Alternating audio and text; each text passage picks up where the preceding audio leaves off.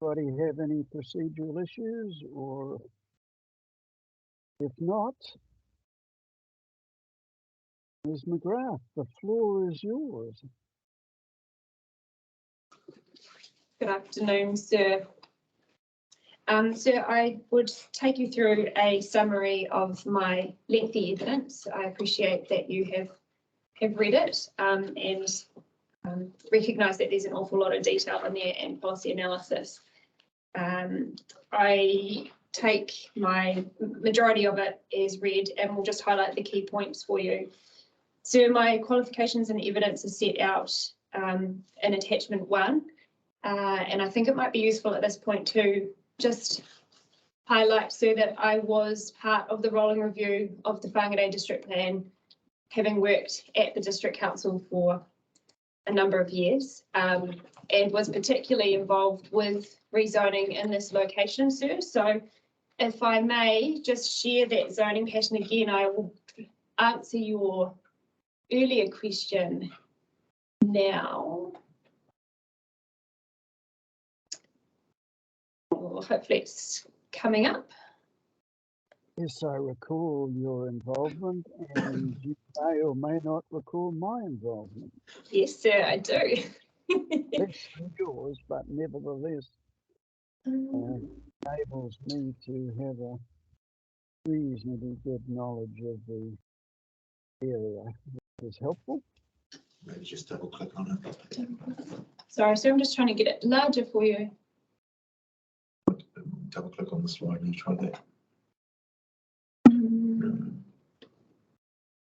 I find it typically that on my screen I can use 2 fingers to enlarge. I don't know if other people can do that, but I can. No.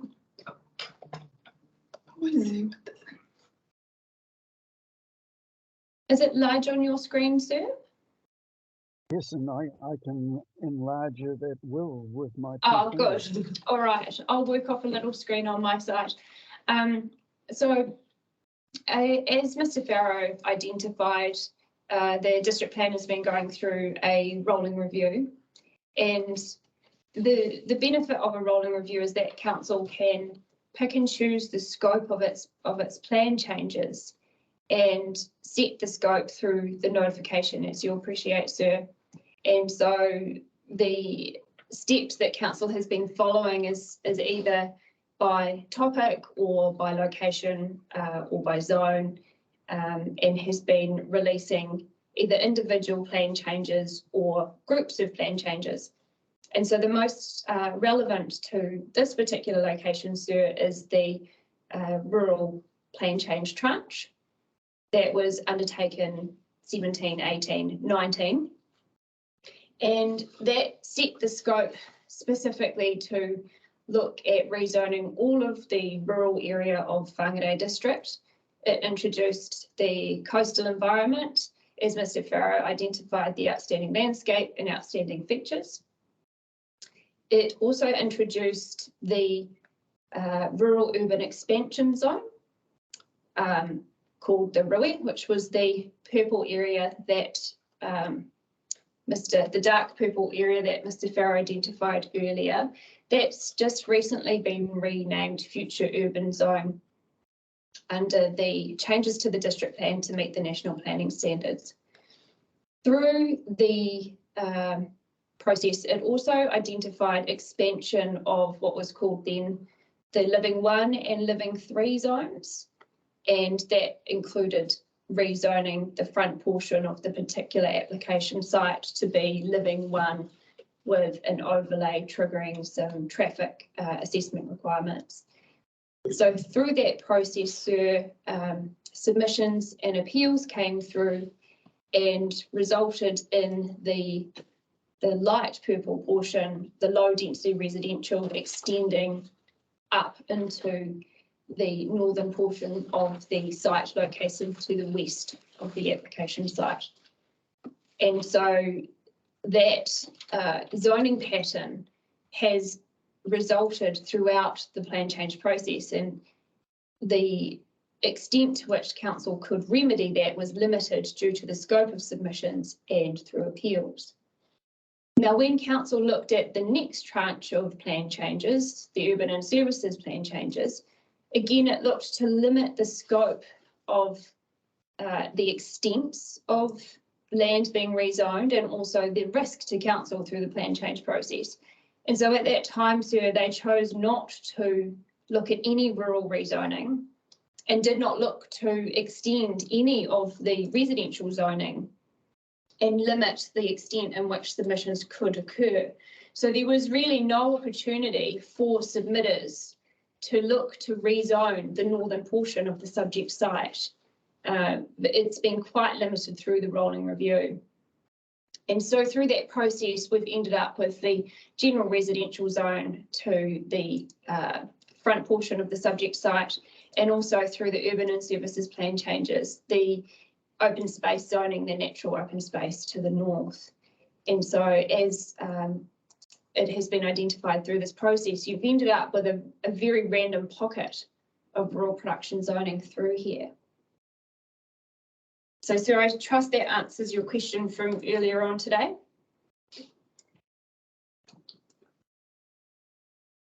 Sorry, so you're on mute. Sorry, is that better? Yes. I recall parts at least of that process, but it's important that it's on the evidential record today. I will, of course, give opportunity to Mr. Hartstein to comment on that as well, because I recall he was around at the time also. So we'll take your recollection of the process as part of the evidential record, and thank you for that. I move on to where you were heading. Thank you, sir. So I won't reiterate the proposal, sir. I'm sure you have a very clear understanding that it is a subdivision proposal. It includes infringements of some bulk location rules, relocation of stone walls, and also, sir, includes an application for a food and beverage activity located within lot 22, which is located in the general residential portion of the site, which hasn't yet been noted, but I'll just bring that to your attention. Also note that the proposal has had minor amendments post notification, and as previously described to you, sir, that has been carefully considered, and the changes have been made in response to not only submissions but those matters raised by council reporting officers, and this is described further in section 5 of my evidence of chief.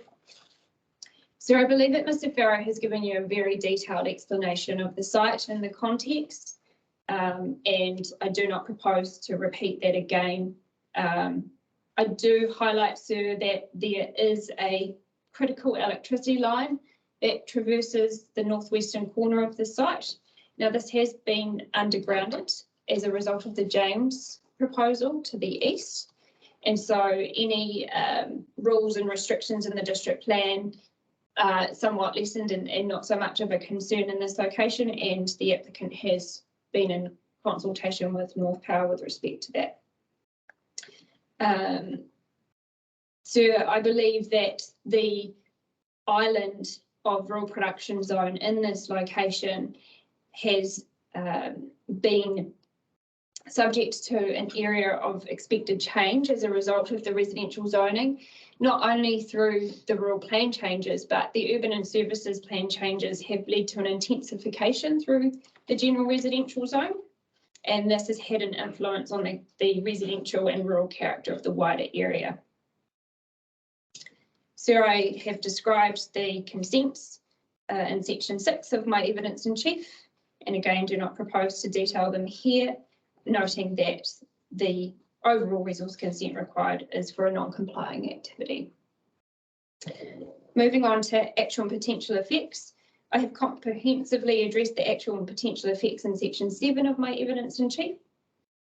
I consider that any actual and potential adverse effects associated with the proposal, including those relating to historic heritage, cultural traffic and access infrastructure, servicing, construction, ecology, landscape, rural character, amenity, and urban character review sensitivity are no more than minor and acceptable. There will be significant positive effects resulting from the proposal, in particular those associated with the protection and enhancement of ecological features on site, resulting in a net environmental benefit.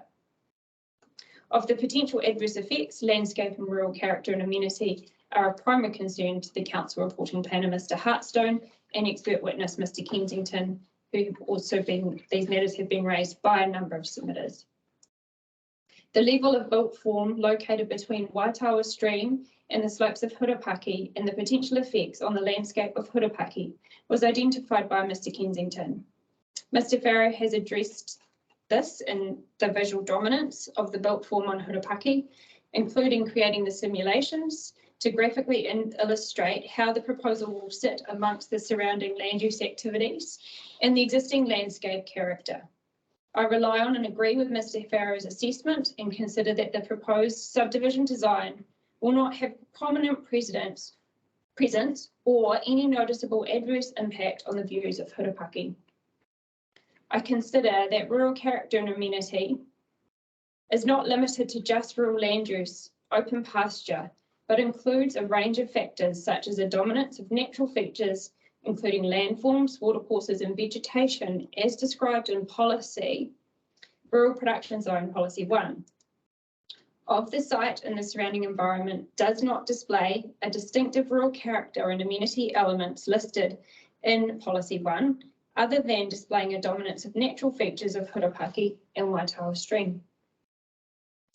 With respect to rural character amenity, of the portion of the site that is in the rural production zone, it is distinctive from the more prominent rural character found to the rural production areas further to the west. The site is already and will be further compromised by the surrounding residential zoning because typical rural activities which contribute to and establish rural character are not reasonably anticipated or expected to be able to occur within the site due to its proximity to residential zones and the incompatible land use activities which are able to be established in those areas. So I consider that the proposal will have no more than minor adverse effects on landscape, rural character and amenity. Turning now to the planning context, I have considered all relevant statutory documents and completed a comprehensive assessment of the proposed district plan objectives and policies within Section 8 of my evidence in chief. Having carefully reviewed the objectives and policies, I am of the view that the proposal generally accords with them. I have comprehensively and holistically considered the rural production zone objectives and policies with respect to the site and the proposal. The policy framework provides the opportunity to subdivide and develop within the rural production zone when biodiversity, landscape, historic heritage, or significant ecology are protected and enhanced, whilst protecting productive rural land uses, rural character, and amenity. Having carefully stepped through the definition of net environmental benefit and the relevant policy, Rural Production Zone Policy 9, I conclude with relevance upon the technical evidence of Ms. Veld and Mr. Farrow that the proposal will establish residential development whilst managing the effects of the number, size, and location of allotments, building platforms, and access, and will create a net environmental benefit. Overall, this will ensure an exemplar visual landscape and urban design and environmental outcome for the site. I acknowledge that policies, Rural Production Zone Policy 8, 9, and 11, look to avoid fragmentation of rural land and manage effects of subdivision by avoiding urban form. However, this must be considered within the context of objectives Rural Production Zone 5 and 7. The sole purpose of those objectives and policies is not to avoid residential development, and I consider that the Section 42A report, has adopted an unduly narrow interpretation of the rural production zone. The proposal seeks to create an enclave of residential development within an enclosed island of rural production zone, which has comprehensively been designed and managed by proposed conditions of consent to manage the adverse effects of the proposed allotments within the enclave. In my opinion, the proposed development is entirely consistent with the rural production provisions. However, I consider that the sufficient evidence has been provided which clearly demonstrates that the proposed roading and pedestrian access layout, subdivision design and layout, the provision of the net environmental benefit will ensure that an exemplary visual landscape and urban design and environmental outcome for the site. And overall, it will not be contrary to the objectives of the described generally in the proposed district plan and the operative district plan. Turning to 104D, particular restrictions for non-complying activities. It is my opinion that the application passes both limbs of the gateway test. Overall, I consider that the evidence demonstrates that the effects of the proposal, including the proposed conditions of consent, to avoid, remedy and mitigate adverse effects will be no more than minor. I have carefully considered the objectives and policies of the plan in relation to the second limb of the gateway test, and my analysis confirms that the proposal is not contrary to the objectives and policies and is consistent with A, the land use terms, the proposed and intent of the general residential zone to accommodate a variety of residential activities, and B, the objectives and policies of the relevant overlay chapters. Although the proposal is not entirely consistent with every single rural production zone provision, when assessed individually, the proposal will, as assessed in the round, be overall consistent with the policy direction, and therefore consistency is, where consistency is not achieved with specific policies, the proposal has responded to those through appropriate mitigation and positive effects. With response to matters raised in submissions, these have been addressed throughout the body of my evidence in chief or through technical evidence. Evidence of the submitters have not changed my position with respect to the matters that have been raised in the proposal. With respect to Council's Section 42A report, Mr. Hartstone has recommended that the consent be declined on the grounds that the proposal will have more than minor adverse effects on rural character and amenity and landscape, finding that the proposal will not result in a net environmental benefit.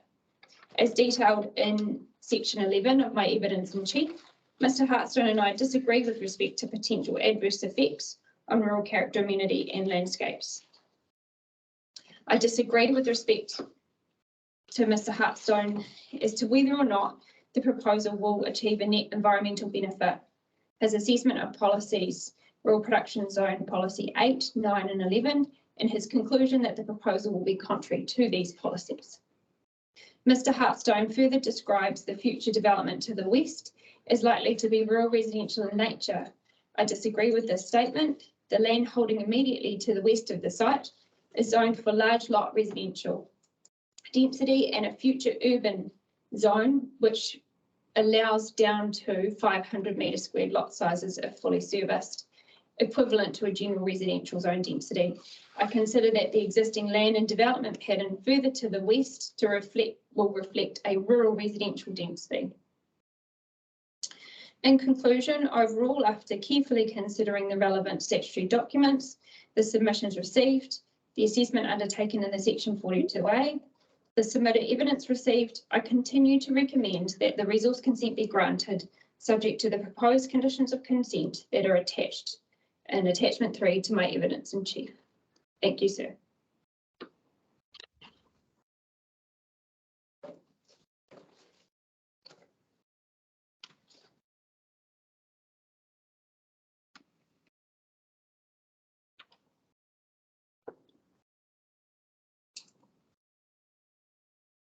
Just reviewing my notes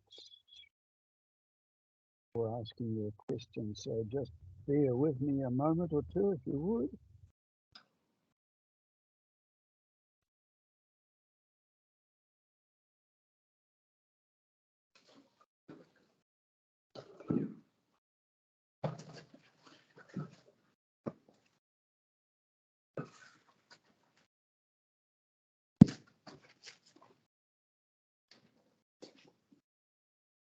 I don't actually have any questions because I think you've summarise very succinctly where you disagree with Mr. Hartstone.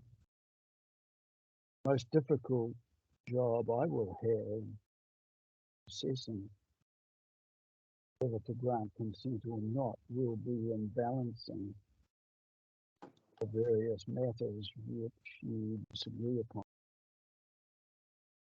Of course, I haven't had the opportunity to hear from Mr. Hartstone yet, but when I have, it may be helpful to me if you were to be recalled. I hope that would be acceptable to you. Absolutely, sir. I'd encourage you very strongly to hear what he has to say, and with Ms. Lucas's agreement, I might recall you that at this stage, your position is very adroitly and succinctly stated. So don't be offended that I have no questions at this stage. Take it as a compliment, rather. And thank you for your evidence. Thanks, sir. So, Ms. Lucas, what would you like to do next? Well, that's it from us for now, sir. And I've never had an expert complain to me when they haven't had a barrage of questions. So I don't think Mel will be upset about that at all. But that's all of my witnesses, sir. So we are now in your hands as to where you wish to go. Well, I would propose that we hear from Ms. Henderson next, then Mr. Hartstone. Then, with your leave, we might have a discussion about how we deal, or how I deal with the obvious, I was going to say conflicts, differences of opinion that Mr. Hartstone, both to my respect and honesty. It's not my head. My job will not be easy in assessing. Sorry, sir. I've just lost you because with Mary's audio on, I can't hear you anymore. So Sorry about that. No, that's okay. I'll just repeat that last bit, sir, if you might. Yeah, with your leave, I think I would like to just review the position after Mr. Hartstone, because the differences of opinion and central issues, and if we have to depart from the normal procedures, with your consent, I may wish to hear more from one or both of those parties. But if that's the case for the applicant, I think the next thing is for us to move to Ms. Henderson, see what she has to say. Sound all right with you? Sounds fine with me. I'm very happy if you wish to recall any of my witnesses. They're all still here and will be certainly listening to Ms. Henderson and Mr. Hartshaw. So we can certainly circle back around to any of them as needed, but we will turn over to Ms. Henderson. Thank you very much. So, Ms. Wilson, you've got Ms. Henderson with you, I believe. Yes. So you should be able to see Ms. Henderson now on screen. So just when you're ready. I'm ready. So, Ms. Henderson, the floor is yours. Thank you, sir. My name is Sandra Henderson. I reside at 152 3 Mile Bush Road, Carmo. I am the 5th generation of Ngāti Kahu Rangatira and head chief, and as the Pākehā referred to him as being the gentleman. Tīpini Hāri, born in Whangarei in the 1700s and passed in the late 1800s at the age of 93. He is buried at the Anglican Regent Church, Carmo Road. Tīpini had 2 children, Paki, Hirini, Hāri, and a daughter, Kataraina. Haki went to England to meet the Queen, along with other Maoris. It is recorded in the National Library. Haki had no children, but Kataraina, the daughter of Tiffany, went on to marry another chief, Hira. They had 3 children. Tiffany was a first cousin to Honeheke, whom later went on to be the trustee for Tiffany's lands, in which he had many in and around Whangarei. And also, the other trustee was Hira Toru. All of Tiffany's lands went to Manuera, Hohepa, and Mihiwera Toru. He had lands in Tamatarau, Ngaratunua, Onarahi, Riverside, Carmel, Grahamtown, 3 Mile Bush, including Hurupaki, Pukimero, Lake Ora, etc. We still have lands today dating back to the 1800s. His waka was at Onarahi, known as Stephen's Point. Stephen is the Pākehā name for Tiffany. There is also a church there that is named after him. I refer now to a book written by Nancy Priest Pickmere, the title, Ropal Cottages, and the early days in Whangarei. She wrote, Tiffany, the head chief of Whangarei, at length rose and exerted his eloquence in defence of his Pākehā.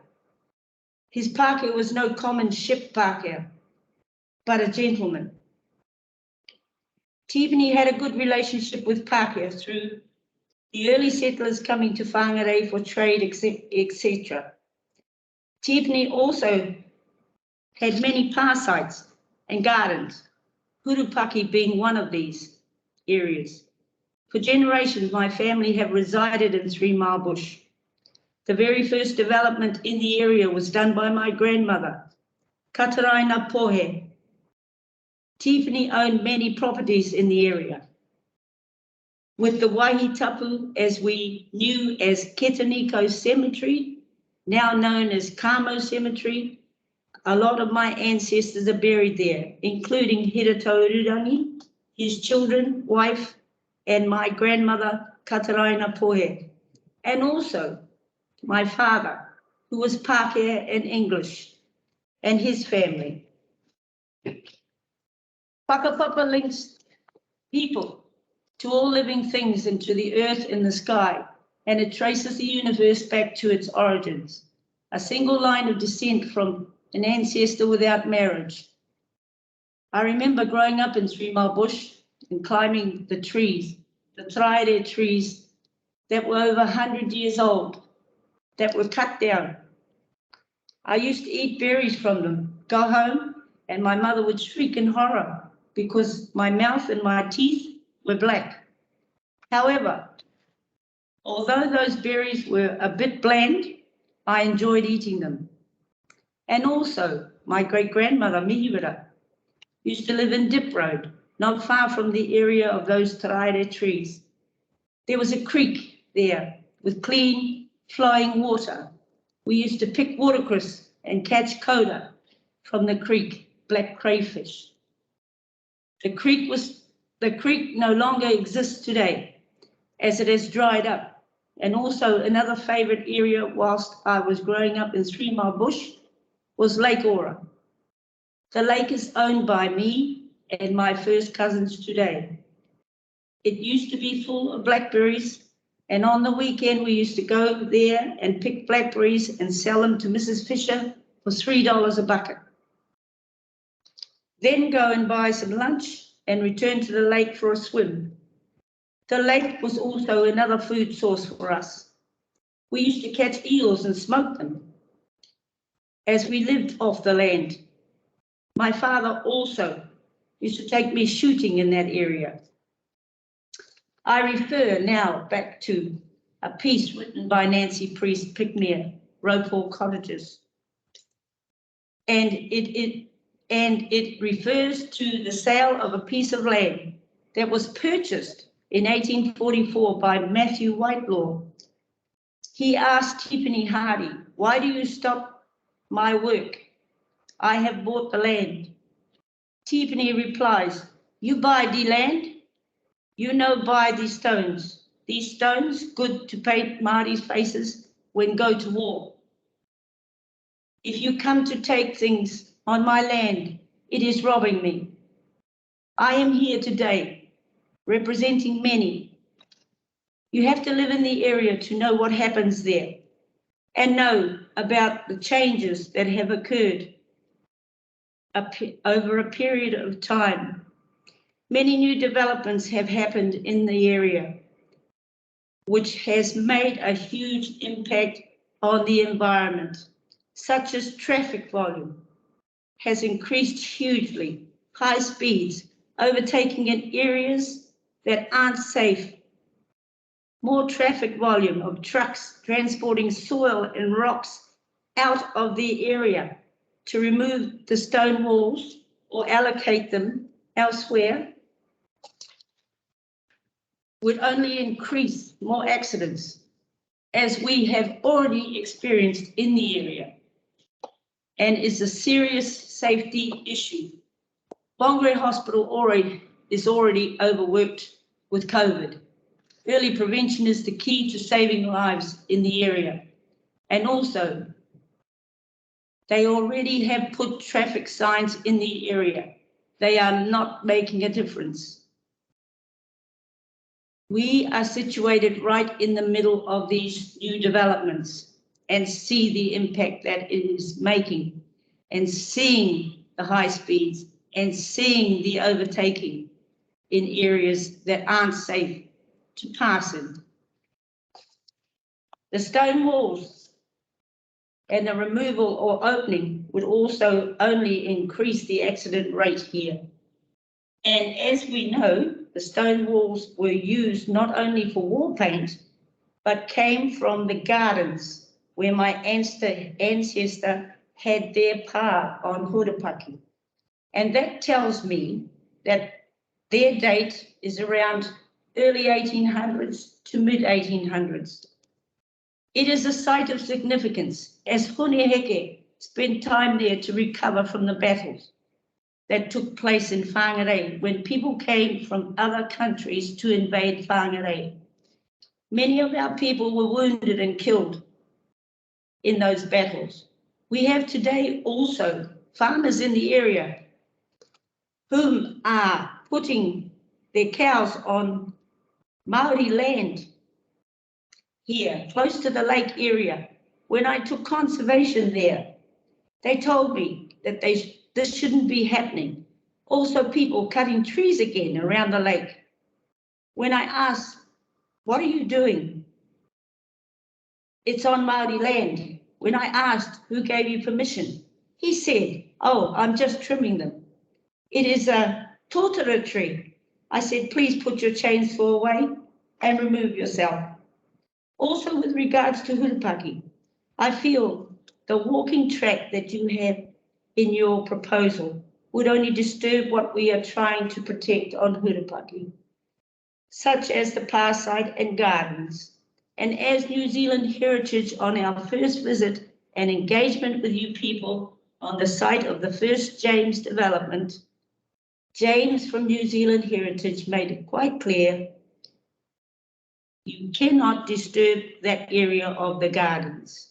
I am a claimant for Y619 for Whangarei. I have spoken at the Waitangi Tribunal hearings held here at Forum North and have given evidence to the Waitangi Tribunal about Tipini Hardy and the land that he owned here.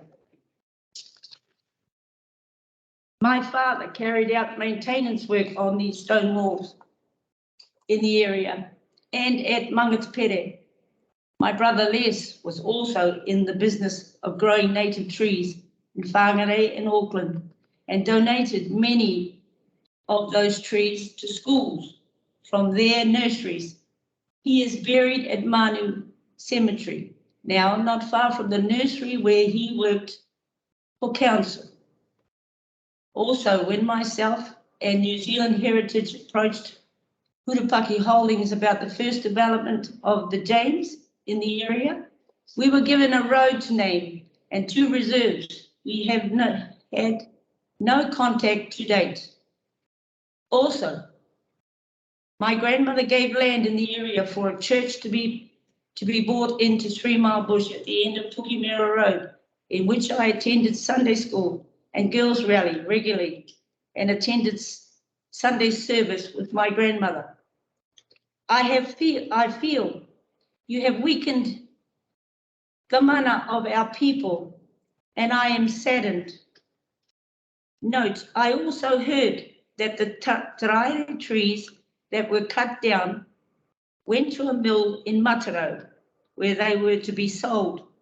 It was told to me at a later date it had been stopped. And also the cafe proposal would encourage more traffic in the area as well as the properties you propose to build.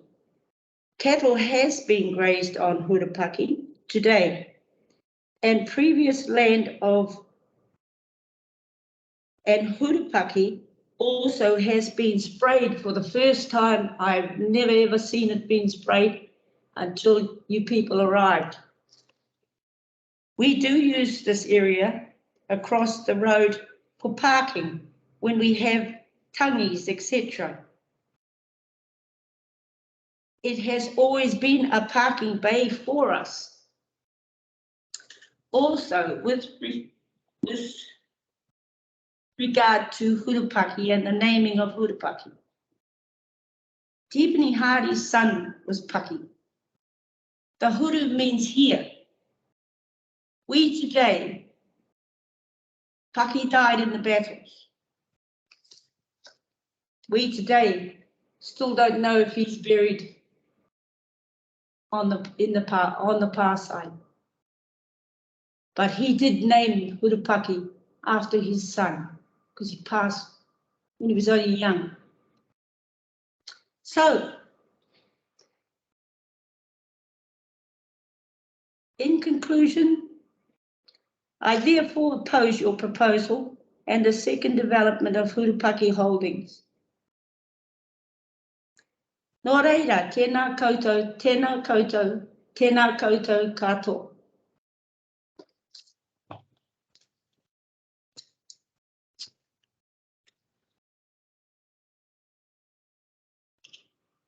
Kia ora, Miss Henderson.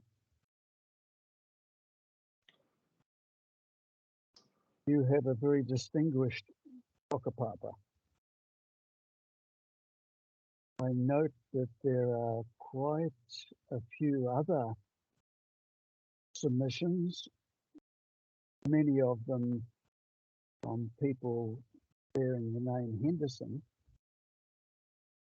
Can I assume that you speak for that whole group? Yes, sir, I do. They're my family. Right. Just a question to Ms. Wilson.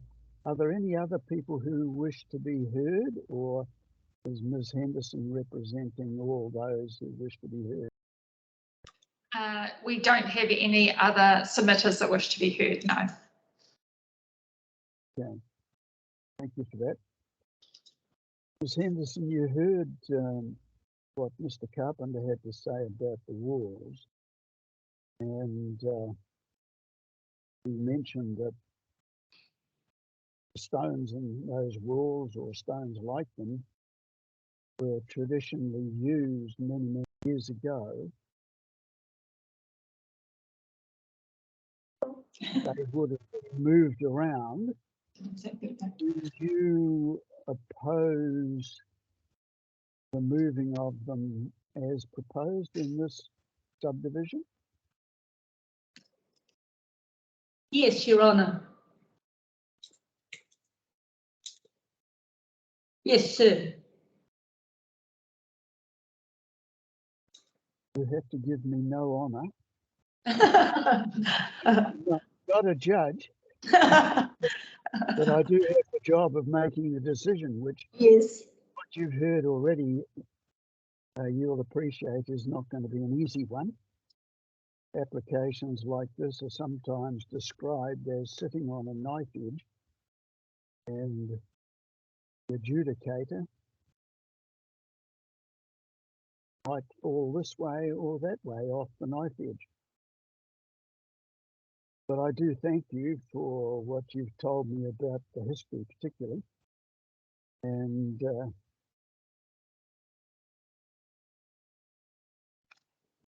I really don't have any more questions of you, but as I hear from Mr. Hartstone, he will bring a somewhat different perspective from that was given by Ms.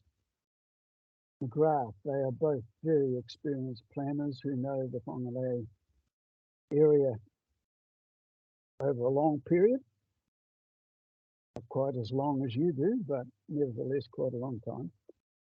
So if there are things that are said which you feel the need to comment on, I wonder if you would indicate that to Ms. Wilson, and she'll raise the matter with me and we'll decide how best to deal with that. But at this stage, are there any other people grouped into this hearing who would wish a question to be put to Ms. Henderson?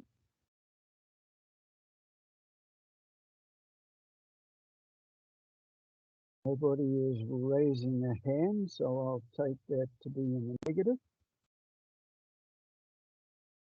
So it just remains for me to thank you, Ms. Henderson, for taking the time to enlighten me about some of the history of this area and to make your submissions clear. So thank you very much. Thank you, sir. To you. Now, Mr. Hartstone, I think the spotlight now falls upon you.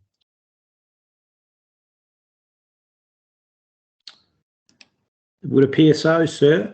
Can I ask your indulgence? It would be helpful for me to have a few minutes to talk to Mr. Kensington and the other council, the engineers that are in attendance, sir. I think it would be helpful for me to have a conversation with them. We did have a discussion over lunch, but we've heard some more evidence, and it would be good to just touch base with them and have a conversation before coming back and addressing you. That's absolutely fine by me. Ms. Lupus, you find that an acceptable suggestion? Perfectly fine with me, sir. Right, well, the time is 2:27. How long would you suggest, Mr. Hartstone? Sir, if we could reconvene at 2:30, I think that would be enough time. That's only 2 minutes away.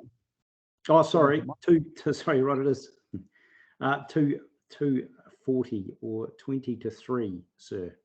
Okay, that sounds more practical. Yes. And if you need more time and are making progress, then by all means, that sounds a good idea to me. My experience, nothing bad usually comes out of consultation during hearings, so very happy to allow you that request. And so now addressing everybody, we will adjourn until at least 2:40, perhaps even if it's necessary a little longer. Thank you, sir. We stand adjourned.